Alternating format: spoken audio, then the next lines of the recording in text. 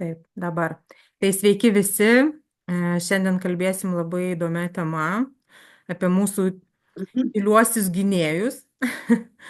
Tai dabar žiūrėkit,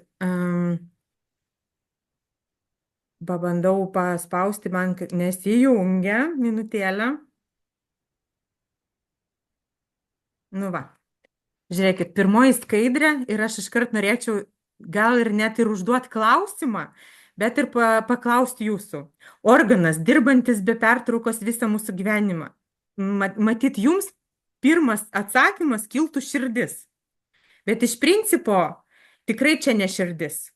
Nes širdis periodiškai ilsisi, pereina iš atsipalaidavimo fazės į susitraukimo fazę, o štai organas, apie kurį šiandien mes su jumis kalbėsim, niekada nepailsi, kol mes esame gyvi. Tai yra mūsų kepenys. Ir tokį specialiai labai iliustruotą smagų paveiksliuką radau internete ir norėjusi pasidalinti, nes netgi ir šitame paveiksliuke atrodo labai panašumų turi su širdimi.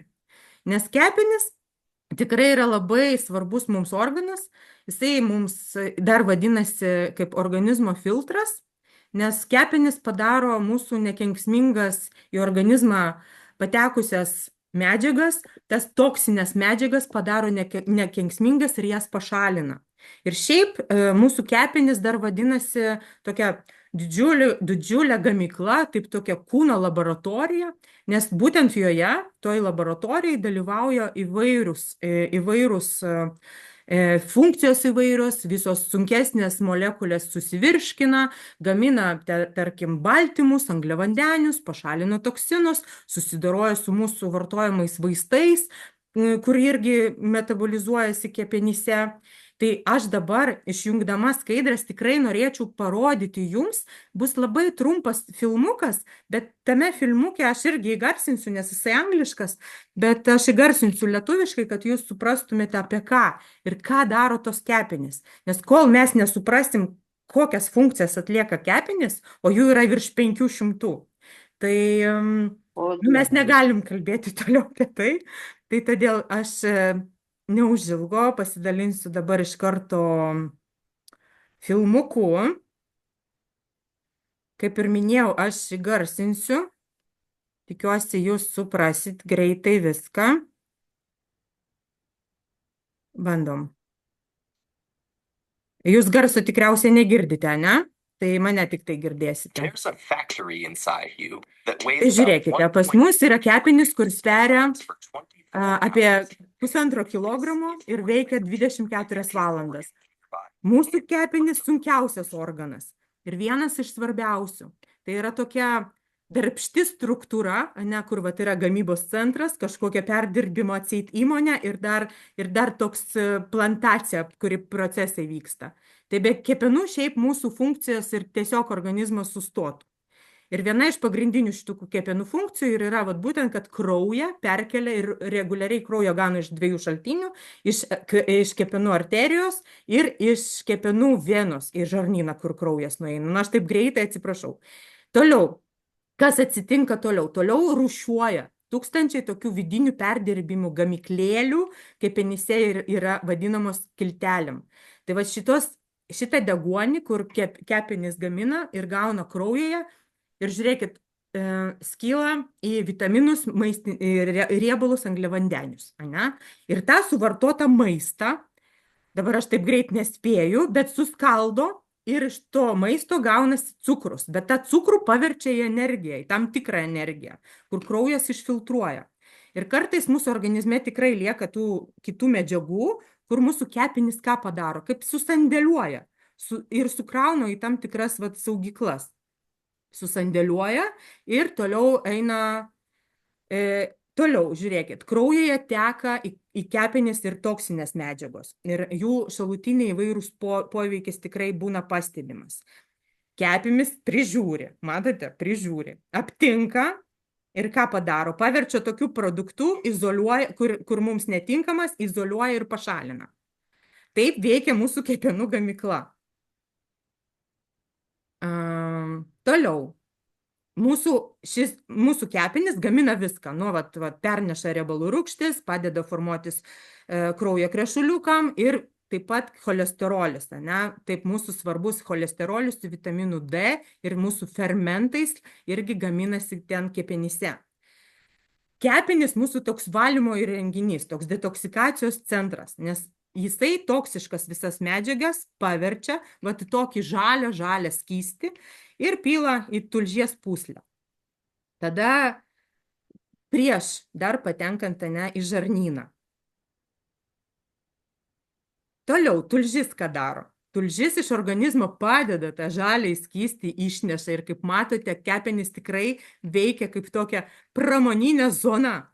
Ir čia va tas filmukas mums labai smagus ir man labai jisai patinka vien dėl to, kad parodyti, kad visa mūsų kepenų funkcija ir priklauso nuo mūsų požiūrio, nuo mūsų, vat, kaip buvo parašyta, moderavimo su savo elgseną, su savo požiūriu į gyvenimą, su savo požiūriu į šventimus, į alkoholį, į gyvenimo būdą apskritai, į tokį fizinį galbūt, suprantat, Vida juokiasi, tai matyt suprantat, kad mes čia mūsų pareiga, mūsų sveikata yra mūsų atsakomybė.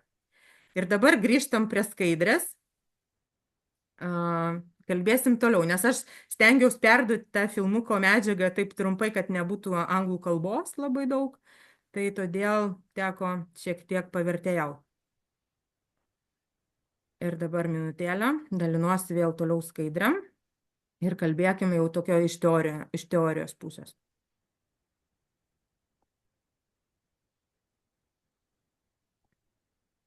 Taip. Taigi mes pakalbėjom, kad mūsų kepenys ir yra ta kūno laboratorija, kurioje vyksta tikrai begalės dalykų. Ir ką mūsų kūne veikia kepenys apskritai? Tai čia galima pasakyti labai paprastai. Viską. Nes, kaip minėjau, virš 500 skirtingų funkcijų daro kepenys mūsų kūne. Nuo maisto pasisavinimo, nuo maisto paskirstimo po visą kūną, nuo jo virsmo į energiją mūsų, kaip ten filmuke matėm, kaip į cukrų pavirsta energija. Ir svarbiausiai kitokių svarbių funkcijų kaip detoksikacija ir imuninės sistemos stiprinimas. Bet pirmiausiai, ir ką aš čia labiausiai norėčiau išskirti, tokias svarbiausias galbūt tokias mūsų dabartiniai situacijai funkcijų, tai pirmiausia yra tulžies gamyba. Nes visų pirma, tulžis kaupiama prie kasos esančioj tulžies pūslėje. Ja gamina kepenys.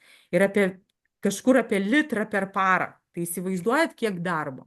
Tai tulžis plonajam žarnynui padeda suskaldyti ir įsisavinti tos riebalus, kur matėm filmuke, ir kai kurios vitaminus, pavyzdžiui, tos tirpius riebaluose, irgi padeda įsisavinti. Todėl mums lecitinas irgi labai svarbus, nes jisai mums padeda įsisavinti tirpius riebalus, bet ir pašalinti tirpiuosius toksinus, kurie tirpsta riebaluose. Tai žodžiu, čia dar kalbėsim labai daug. Bet dar norėčiau pasakyti, kad be tulžies pagalbos iš principo nekrešėtų ir mūsų kraujas. Todėl tulžies gamyba ir kepenys yra labai, toks labai svarbus dalykas, kurio mes turim nepamiršti. Antras tai yra toksinų neutralizavimas. Kepenys yra kaip filtras. Mes turim įsivaizduoti jį kaip filtrą, kuris iš kraujo išvalo tos toksinus, kaip filmuke matėm, ir visas kitas kenksmingas medžiagas, kurios patenka ar su maistu, ar su bloga ekologija. Tai yra kepenys apdoroja, pašalina tas toksiškas medžiagas, kurios patenka į organizmą, ir ar su aplinka, ar su vaistais, ar iš vidaus. Nes jeigu mes nesivalysim nuo parazitų, tai suprantat, kad ir parazitų skleidžiami toksinai irgi kaupiasi iš vidaus. Tai mes to jau negalim suvaldyti iš išorės. Toliau. Taip jos skaido, aišku, alkoholį, taip jos skaido ir vaistus, bet aišku, paradoksas yra tame, kad bet kokie sintetiniai, tokie cheminiai vaistai ir alkoholis yra didžiausi kepenų priešai.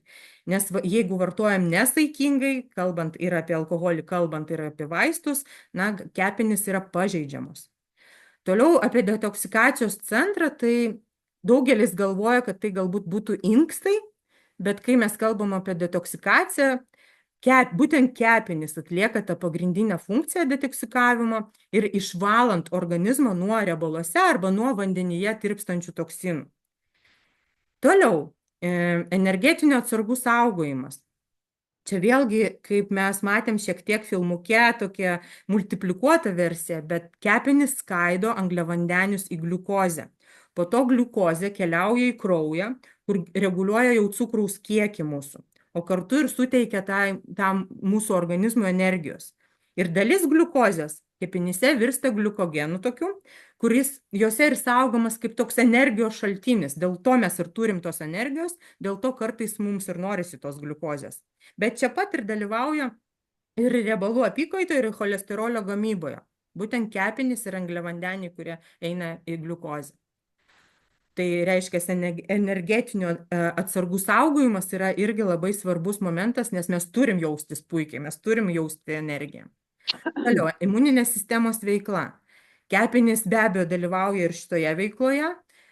Tam tikros kepenyse esančios ląstelės, jos naikina į organizmą patekusius ligas sukeliančius virusus, bakterijas, mikroorganizmus. Matėm, kaip kepenys prižiūri, kaip plaukia iš filmuko, prisimenate, ne? Kaip prižiūri, randa, atranda ir pašalina.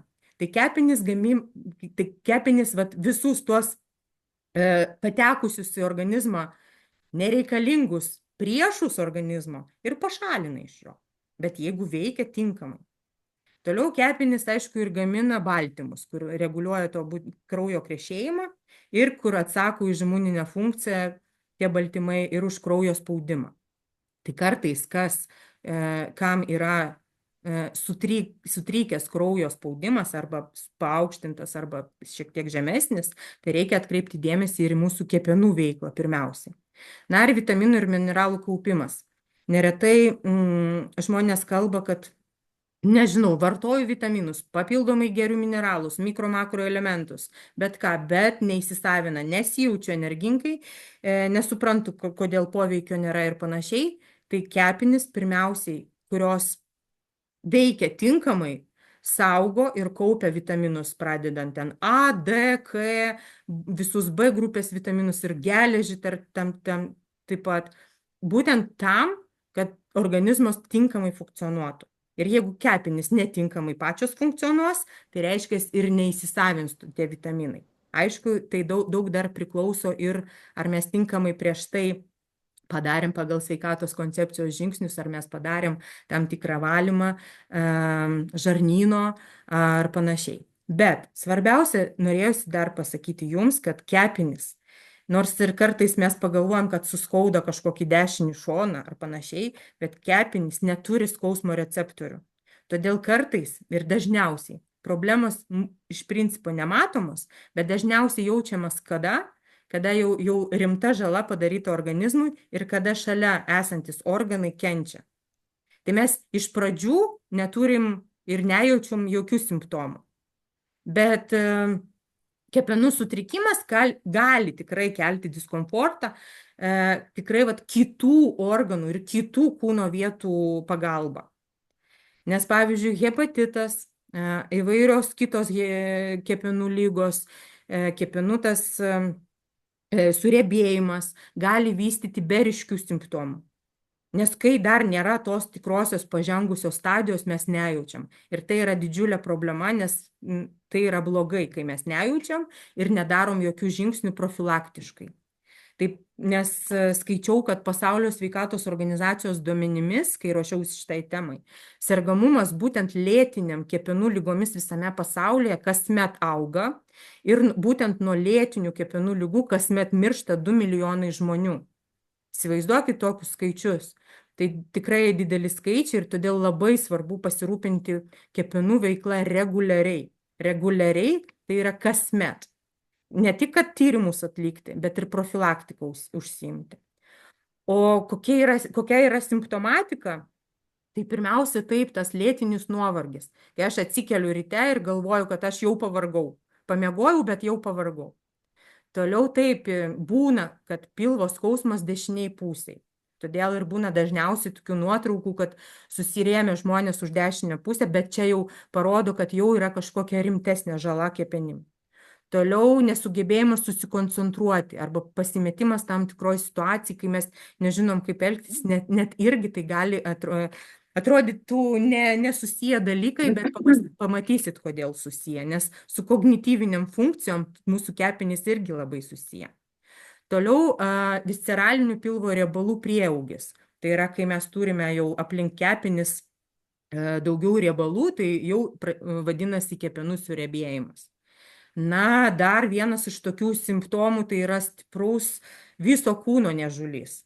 Toliau odos ir akių obuolių pageltonavimas, tamsus šlapimas, apetito trūkumas arba tas mūsų silpnas virškinimas, nes būtent kepenys skaido mūsų maistą.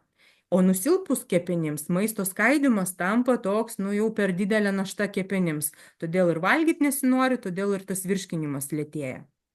Vidurių užkietėjimas, blogas kvapas iš burnos, kažkokia tokia sustiprėjusi reakcija į dirgiklius, pavyzdžiui, kažkokius erzinančius kvapus, į įvairias higienos priemonės, į kažkokius dažiklius arba net į šviesą. Tai irgi jau galima susirūpinti. Čia tokia simptomatika, kuri yra dažnai pasitaikanti kepenų sutrikimo atvejais. Pykinimas ypač po riebaus arba baltyminio maisto. Tai yra, kai mes valgom kiaušinius, mėsą, riebę žuvį, avokadus ir panašiai, jie jau mums kyla kažkokių negalavimų, tokių kaip pykinimo, tai jau irgi vienas iš tokių raudonų lempučių ir rizikos faktorių suvaldymų gali būti ir šitoj vietoj. Toliau stiprus pilvo pūtimas. Toliau patinimai įvairūs, tai yra kojų patinimai, dažniausiai, kaip parašyta, dažniau kairiai pusiai, nes tokia schematiškai galima pažiūrėti pagal kūno sandarą, tai dažniausiai būna, jeigu skauda dešiniai pusiai šoną, tai kairiai dažniausiai patinimai būna. Na ir stipri reakcija į kažkokius tokius nedidelius sumušimus, kai mes iš karto staigiai atsiranda ir mėlynės, ir paskui tas gyjimo procesas labai užtrunka. Tai įsivaizduojat, tų galbūt simptomatikų yra ir dar daugiau, bet čia yra tiesiog dažniausiai pasitaikanti simptomatika. Na, bet geroji žinia, kad kepenys yra vienintelis organas, kuris sugeba apskritai regeneruoti. Net ir likus, pavyzdžiui, 25% kepenų, galima pilnai jas atkurti ir pilnai atstatyti į tokias jau funkcionuojančias kepenis. Tai čia yra labai didžiulis pliusas tos mūsų laboratorijos. Na, o kas kenkia kepenims, dažniausiai visi supranta, kad taip, tai yra nesaikingas alkoholio vartojimas.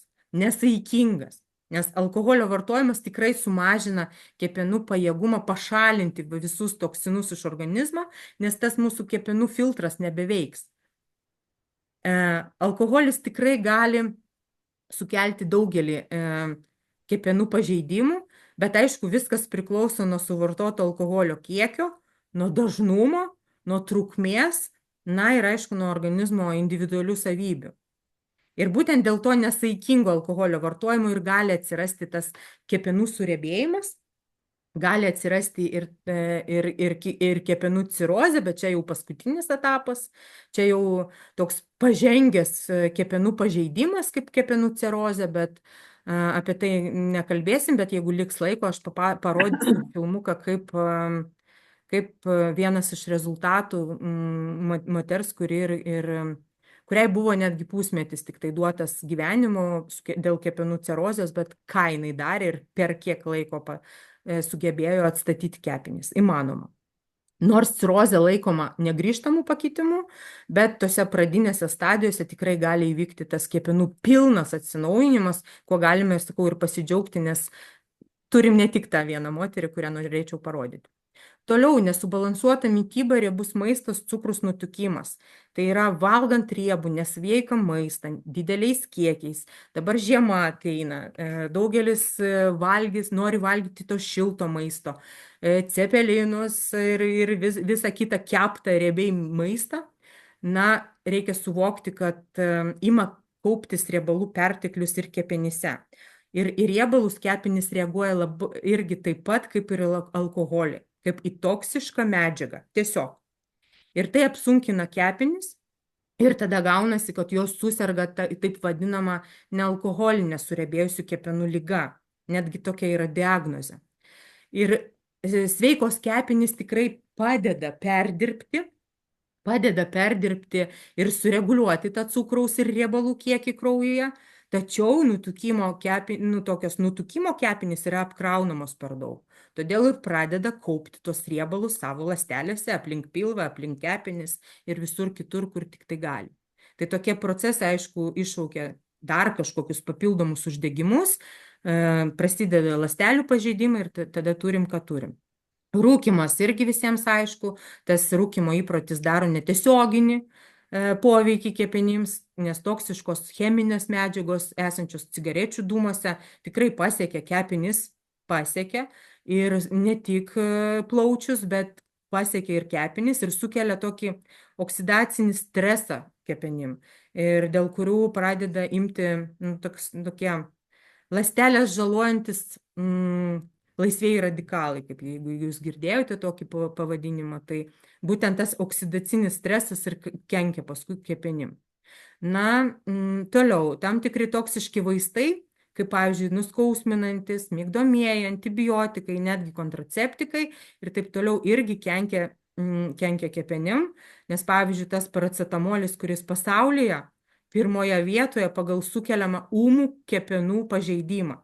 Tai kartais, kurie grėbėsi iš karto paracetamolio, ibuprofenų ir taip toliau, reikia iš karto pagalvoti apie tai, kad tie vaistai, jie visgi yra labai sintetiniai ir labai stiprus. Ir todėl, mes klube apsieinam ir be ibuprofenų, aš jau net ir pavadinimus pamiršau, kaip jie vadinasi ir kiek ten tų miligramų, bet yra tikrai daug, kaip augalas bosvelija arba katės nagas, tai čia kuo natūraliau mes čia galim padaryti, tuo bus geriau patiem mum ir kepenim. Toliau, ilgalaikis badavimas. Bet čia eina kalba apie ilgalaikį, nes ilgalaikio badavimo metu vitaminų ir mineralų trūkumas tikrai neigiamai veikia mūsų visą organizmą, o pirmiausia ir kepenis. Tad geriausiai rinktis tokius trumpesnius pasninkavimus, trumpesnės programas. Ne šiaip sau, ir pas mus irgi klube yra ta 14 dienų organizmo valymo programa Kolovada, kuri susideda iš 14 dienų, bet badavimas iš tų 14 dienų yra tik tai 4 dienos, nes visą kitą laikotarpį mes pildom, ruošiam pirmiausiai badavimui ir tokiam giluminiam valymui ir dar plus papildomai papildom mikro ir makro elementais, kad nebūtų to atotrūkio. Nes ilgalaikis badavimas tikrai kenkia kepenim. Toliau, neaktyvus gyvenimo būdas, nes mažai judrus gyvenimo būdas irgi kenkia kepenim, nes reikalingas judėjimas, pirmiausiai bent jau ėjimas, dėl ko visur dabar kalbama apie bent jau 10 000 žingsnių padaryti per dieną, bet čia yra mažiausiai vėlgi. Mes galim ir namuose kažką padaryti ir suaktyvinti kitaip savo kraujotaką, savo limfą. Yra labai daug visokių įdomių pratimų, ką mes galime padaryti namuose. Galima tiesiog YouTube rasti, labai daug dalinasi visi viešoje erdvėje ir tikrai naudokimės ir judėkime. Ir dažniausiai, čia norėjusi atkreipti dėmesį į tai, žmonės, kurie mažai juda, kenčia nuo hemorojaus. O hemorojus yra pirmas ženklas, kad yra problemų su kepenim. Tai va čia tokios dar sąsajos irgi labai įdomios ir mes jas turėtume prisiminti.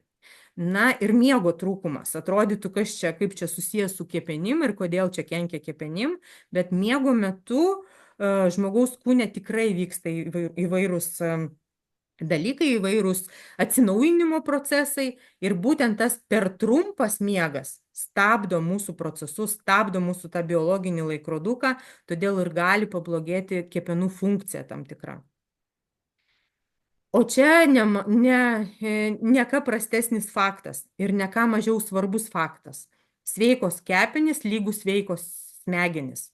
Nes yra daug įvairių atliktų mokslinių tyrimų, kurie patvirtina, kad kepenys atlieka labai svarbu vaidmenį palaikant mūsų smegenų veiklą ir mūsų kognityvinius tos gebėjimus, mūsų atmintį, mūsų kalbą, kalbėseną, mūsų suvokimą, mūsų greitą reakciją ir panašiai.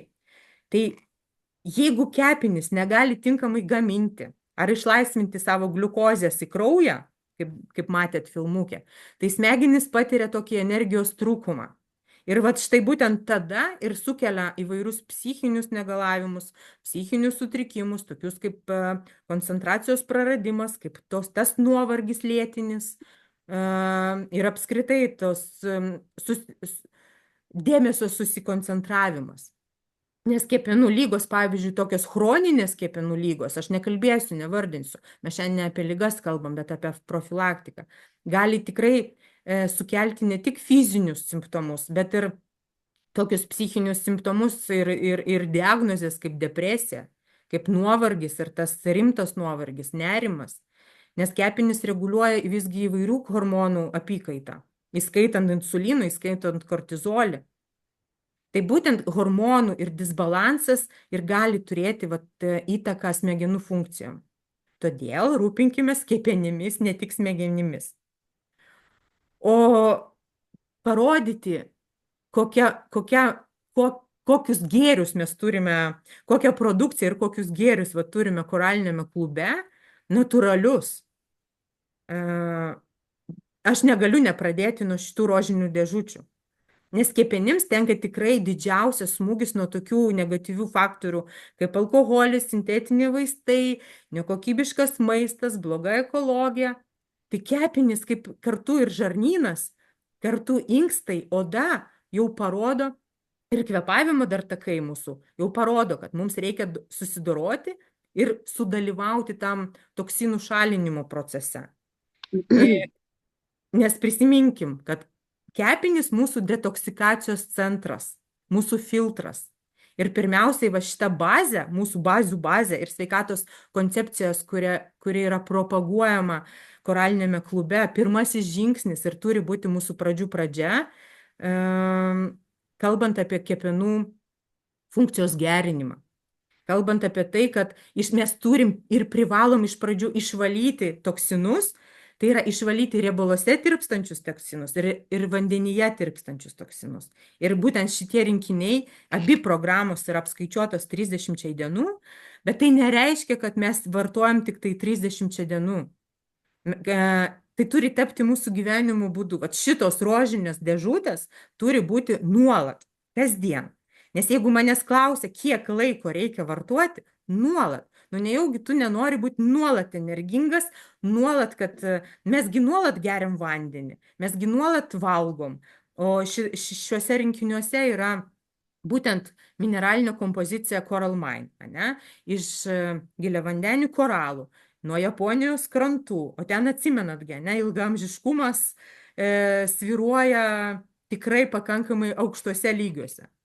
O Coral Mine'as ir tas antioksidantas H500 būtent ir padeda mums išvalyti vandenyje tirpstančius toksinus ir pašalinti juos. Ne tik iš kepenų, iš viso organizmo. O Coral Mine'as, mesgi geriam vandenį kasdien, mesgi turim gerti vandenį kasdien. Tai reiškia, tas vanduo turi atitikti tam tikrus parametrus.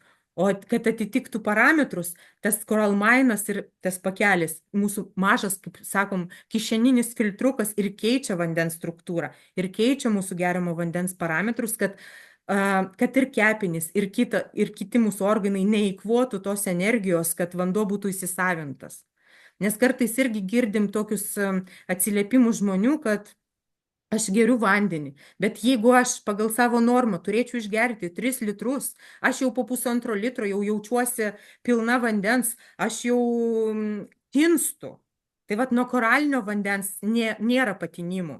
Mes tikrai tarp čia nesančių žmonių ir po 5 litrus išgeriam į dieną. Neleis Vida sumeluoti, neleis ir kiti žmonės sumeluoti. Tikrai vartojam ir tikrai įmanoma. H-500 tai yra labai stiprus antioksidantas. Jis atstoja 10 000 šviežiai spaustų apelsino sulčių. Čia kalbant apie energetinę vertę. Ir taip mums suteikia tą energiją, taip mums atkuria jėgas, taip mums duoda žvalumą ir didina mūsų darbingumą, didina mūsų ištvermę. Na ir toliau, kalbant apie kitus produktus, asimiliatorius, tai yra mūsų fermentų karalius, tai yra ne tik vienas kažkoks fermentas, kaip būna ananasai, papainas, papajos, čia yra kompleksas. Tai čia yra visas fermentų kompleksas plus A ir D vitaminai, kur padeda mums fermentuoti mūsų gaunamą maistą. Tai yra padeda mums kokybiškai suskaidyti baltymus, suskaidyti riebalus, angliavandenius ir taip padedame kepenim. O kadangi ten yra sudėtis augalinė, tai nėra pripratimo jokio. Nes tikrai kartais, netgi ne kartais, dažnai tenka pakalbėti su žmonėm apie tai, kad prie fermentų yra priprantama ir aš negersiu tų fermentų. Tai priprantama prie gyvulinės kilmės fermentų. Pavyzdžiui, mezimas yra gyvulinės kilmės fermentai. Tai mezimus turim pamiršti ir tikrai nevartoti. Geriau žiūrėkim į augalinės kilmės fermentus, kur normalizuoja mūsų medžiagų apykaitą, lėtina jau toksinų susidarimo procesus ir tikrai skaido tą mūsų maistą ir padeda. Ir mums nebūtina, mums organizmas neprašys tų fermentų, kad tik tai suskaidytų. Bet tiesiog procesas sureguliuos. O lecitinas mūsų toks riebaliukas, kaip aš sakau, kuris apsaugo mūsų ląstelių membranas nuo toksinų žalojančio poveikio. Ir padeda pašalinti riebaluose jau tirpstančius toksinus. Tai čia yra vienas Coral Detox rinkinys, 4 produktai. Yra atnaujintas ir papildytas toks pagerintas rinkinys, kur jau papildomai įdėta liucerna, kaip skaidulos maistinės, kur mums irgi padeda suvirškinimo procesą, atstatyti mūsų mikroflorą, ir pentokano šnipščiosios tabletės, kur mes tiesiog įberiam iš ryto, įdedam į stiklinę, sušnipšę, išgeriam ir mes palaikom savo organizmą kalio koncentraciją, o kalis mums irgi garantuoja mūsų sveikatą ląstelėse. Mūsų tą vėlgi energiją, mūsų darbingumą ir kad labiausiai norėtųsi atkreipti dėmesį, kad žmonės netgi pamiršta vėliau, nepamiršta, atsisako jau vartoti nuo kraujo spaudimo, tai yra spaudimą mažinančius vaistus, nes jau nebereikia. Nes kalis ir pentokanas padeda susitvarkyti ir apsaugoti mus nuo aukšto kraujospūdžio. Tai va čia trumpai labai.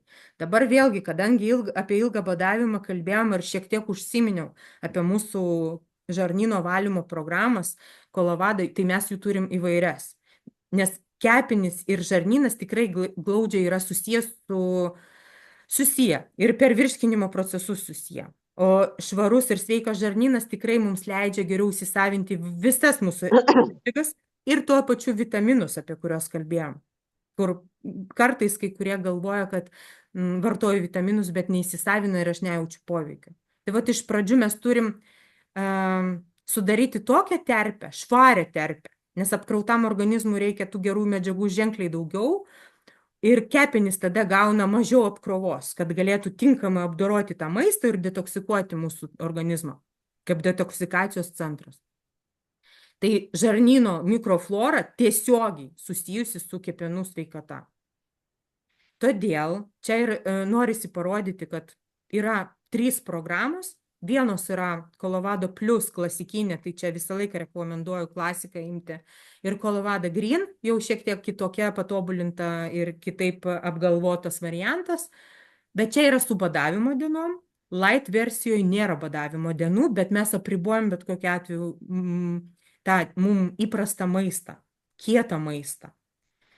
Programos visos trunka 14 dienų. 3 nuoseklūs etapai. Pirmasis etapas pasiruošimas, tada antrasis etapas jau tinkamas tas valymas, trečiasis etapas jau kai mes tinkamai išeinam iš to valymosi etapo, iš to badavimo, arba kaip light versijoje ne badavimo, bet kokiu atveju valymo. Viskas namų sąlygom, nereikia jokių sanatorijų važiuoti. Nereikia apsikrauti, nežinau, papildomais įrankiais, kad mes ten kažko turėtume išsivalyti iš vidaus. Ir teisingas valymas iš viršaus į apačią vyktų, o ne kaip mes darom kartais su tom puslelytėm iš iš apačios į viršų, ane?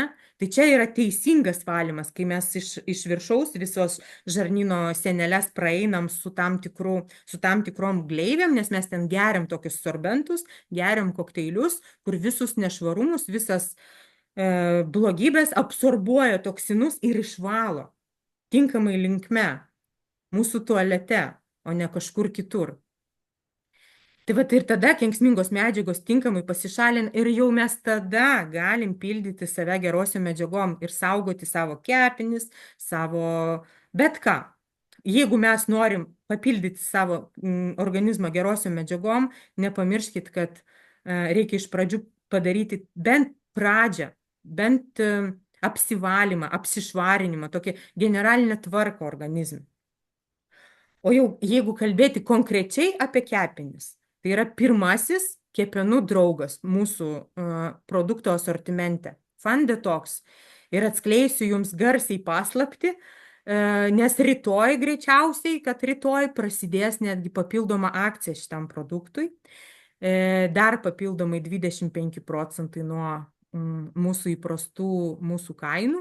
Tai čia visą laiką būna kaip karšti čeburėkai, matyt, iškeliauja pirkėjams, bet kodėl? Šį produktą sukūrė mokslininkas Korėjos, Pietų Korėjos, kuris buvo prezidento patarėjas ir prezidento daktaras, vat, būtent moksliniais klausimais, patarėjas moksliniais klausimais. Ir šitas mokslininkas, Song Hebokas, patenka į 1000 iškiliausių 21 amžiaus mokslininkų pasaulyje. Tai todėl mes labai didžiuojamės ir džiaugiamės, kad tokį produktą turim. Atrodytų, ten produkto pagrindas labai paprastas. Augaliniai ekstraktai, persimonai, godžių uogos, kažkokios mandarinų žievelės, kas čia tokio. Bet jisai 15 metų kūrė sinergiją ir ieškojo kaip tam tikrą dozavimą, kad jau šitas produktas būtų tinkamas kepenim ir kad turėtų poveikį. Tai vat būtent šitas produktas ir skatina kepenų ląstelių atsinaujinimą, regeneraciją ir taip apsaugo mus nuo toksinų. Kas dar gerai ir labai svarbu pabrėžti, kad tikrai reguliuoja tą blogąjį mūsų cholesterolį, gerina mūsų savijautą. Kas turi, dėl kogi atsiranda pigmentinės dėmės? Dėl kepenų netinkamos funkcijos kažkokios. Tai esant aktyviom pigmentiniam dėmėm ant veido, ant kaklo, ant rankų, esant kažkokiem tokiem aktyviem raudoniem taškam ant kūno, Fun Detox į pagalbą, esant kažkokiam apsinuodijimui, įvairiom toksiškom medžiagom, čia netgi kalbant, jeigu mes suvalgiam kažkokį netinkamą maistą kitose šalyse, bet netgi ir profesiniai veikloj, kaip, pavyzdžiui, kirpėjai, dažytojai arba įvairūs, vat, kas susiduria su tokiom toksiškom medžiagom kasdien, Fun Detoxas kasdien turėtų būti. Ir nesvarbu, kuo apsinuodyta, nes jisai greitai taip surinks nuodingas medžiagas ir pašalins, kad žmogui taptų daug lengviau ir nebūtų tų pykinimų. Lygiai taip pat netgi padeda ištverti ir nėščiųjų toksikozę, kam tai būna. O dar, kalbant apie šį produktą, tai artėjant gražiausiom metų šventėm, na tikraigi būna aktualu, kas mėgsta kokią taurelę pakelti, ar šampano, ar ne šampano, tai Fun Detoxas tikrai, Fun Detoxą galima išgerti ir prieš, ir po, ir tikrai nejausite jokių nemalonių simptomų, kaip kokį bendrą silpnumą, arba galvos skausmą, arba kažkokį galvos svaigimą, pykinimą, galbūt drebulį, nežinau. Bet tikrai padeda išvengti ir tokių nemalonių kažkokių, nežinau, ar pagyrių, ar tiesiog blogo jausmo, arba blogos savijautos, kai jaučiasi, kad mes išgerim bent kažkiek alkoholio. Tai vat Fun Detoxą įsidėmėkite. Antrasis po Fun Detoxo yra artišokas. Tai yra tas artišokas laikomas visgi ir tokių puikių, natūralių pagalbininkų kepenų sveikatai. Nes jis skatina detoksikaciją, skatina tulžies gamybą, gerina mūsų virškinimą, apsaugo mūsų kepenis nuo įvairių pažeidimų. Ir jeigu mes kalbame apie profilaktiką, Tai čia ne tas vienas prišokimas prie artišoko kartą metuose, vienas buteliukas, tikrai ne. Jūs atsiminkit, kad bent jau 3 mėnesius turi būti maisto papildai įtraukiami į racioną, kad būtų tas organizmo poveikis jaučiamas. O artišokė dar papildomai yra margainis. Jisai pasižymi tokiu jau antioksidantiniu, tokiu priešuždegiminiu poveikiu. Ir būtent skatina mūsų kepenų ląstelių atsinaujinimą irgi taip pat kaip ir pats artišoko ekstraktas. Tai čia mes turime ne tik artišoką, bet kartu su margainiu. Apsaugos mūsų kepenys, apsivalys ir labai naudingas, kas rūko. Tikrai ir kas rūko, ir kas vartoja alkoholį, ir kas valgo, mėgsta cepelinus arba kažkokį aštrų maistą, na ir didmiesčio gyventojai. Nes ta visgi bloga ekologija, ką mes čia gaunam su oru, tai irgi veikia mūsų kepenis. Toliau, kurkuminas. Mes turime dviejose formose kurkuminą. Tai pirmiausiai, kurkuminas yra produktas skirtas kepenų ir tulžies pūslės sveikatai. Ne tik kepenim, bet ir tulžies, ne? Nes padeda normalizuoti tulžies išsiskyrimo procesą ir tulžies rūgščių susidarimą. Ir daugelį iš mūsų kurkuma galbūt netgi taip asocijuojasi kaip prieskonis, arba asocijuojasi, primena mums tokį imbierą, ciberžolę. Tai kurkuminas ir ciberžolė yra taip glaudžiai susiję. Tačiau ciberžolė yra toks augalas, o kurkuminas jau tas aktyvus junginys, kuris yra ciberžolės šaknyse. Tai vat būtent, jeigu kalbėti apie zaferaną, čia yra kapsuliam produktas, tai ten mes turim ciberžolės šaknų ekstraktą. O jau buteliuke, jau skystas kurkuminas, tai jau čia jau liposominio jo forma. Ir jeigu mes tik tai jį turim, kaip čia, parduotuvėje, tai jisai tikrai dažnai išperkamas, nes liposominė forma visgi yra biologiškai lengviau ir greičiau prieinama, nes efektyvesnė. Nes čia yra kitokia matrica tokio kurkumino, 10 kartų geriau įsisavinama. O zaferan, nors ir kapsuliam, bet ten ta matrica ir kurkumino formulė vėlgi yra efektyviau padaryta, kad sumažintų mūsų riebalų kaupimąsi, pavyzdžiui, kepenyse. Čia eina kalba apie tą nealkoholinį riebalų kepenų ligą, kuri taip ir vadinasi, nes yra alkoholinį riebalų suriebėjimas, yra nealkoholinis. Tai būtent abu šitie produktai yra labai geri.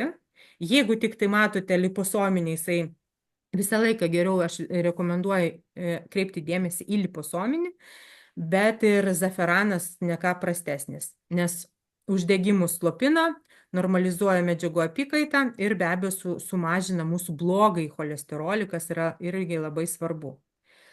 Ir čia vienas iš paskutinių produktų, kurį norėčiau šiandien aptarti su jumis, tai yra hialurono rūgštis. Ir atrodytų, mes dažniausiai mums jinai žinoma dėl ko? Dėl savo savybių odos drėkinimui, dėl savo savybių sąnariams, bet čia hialurono rūgštis tikrai turi didžiulę savybę ir poveikį kepenim, pagerina mūsų audinių regeneraciją ir skaidimą apskritai viduj. O kepenys visgi yra vienas iš tų retų organizmo audinių, kur gali regeneruotis, ir mes taip su hialurono rūgštim padedam lengviau regeneruotis ir greičiau regeneruotis ir greičiau atsistatyti nuo tų pažeidimų. Tai hialurono rūgštis padeda sudrėkinti audinius ir palaiko tą audinių elastingumą ir atkuria tą elastingumą. Mums galbūt sunku suvokti, kai mes hialurono rūgštį geriam ir matosi visi poveikiai ant odos, plaukų, nagų. Tai su kepenim mes nepamatysim, bet supraskit ir tai, kad netgi tie žmonės, kurie iš karto po kokių 2 savaičių vartojimo hialurono rūgšties nejaučia poveikio ant odos, nejaučia, kad mažėja raukšlės, nejaučia, kad sąnarių skausmai pradingo. Tai žinokite, tai irgi yra gerai, nes reiškia, jūsų hialurono rūgštį paėmė jūsų vidaus organai. Ir vienas iš tų organų yra kepenys. Tai nenusiminkite, jeigu taip staigiai nepradės jums augti plaukai, arba neslinkti plaukai, arba taip neaugs nagai, bet reiškia, kepenim jau padarėte gerą darbą, ir ne tik kepenim, aišku. Toliau apsauga nuo uždegimo irgi, nes hialurono rūgštis tiesiogiai, nors ir nedalyvauja detoksikacijos procese, bet ji turi tokių priešuždegiminių savybių, kur gali padėti apsaugoti kepenis nuo įvairių pažeidimų, ką mes gaunam iš išorės ir ką mes gaunam iš vidaus. Tai vat būtent uždegimas ir yra viena iš tokių mūsų priežasčių, pagrindinių kepenų ligų priežasčių, kaip hepatitas, kaip cirozė, bet nevardinsiu toliau, nes čia yra vis tiek esminės tokios kepenų lygos. Ne? Mes neužsiemam čia gydymu, mes užsiemam profilaktiką, kad nebūtų tų lygų.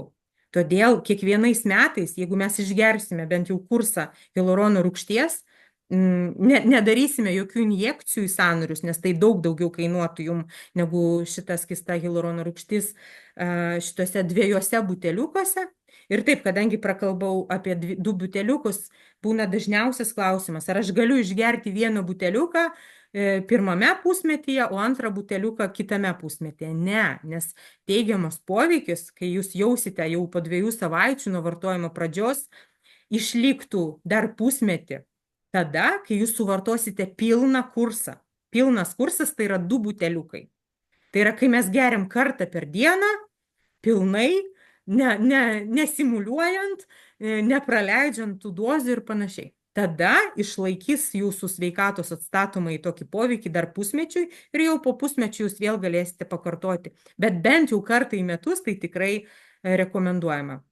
Nes biluronas tinka ir dera su visomis ir įvairiomis terapijomis. Ir neturi jokio šalutinio poveikio, lyginant, pavyzdžiui, nežinau, su kitom priemonėm. Ir tikrai patogus vartoti, tikrai laikykite šaldytuve.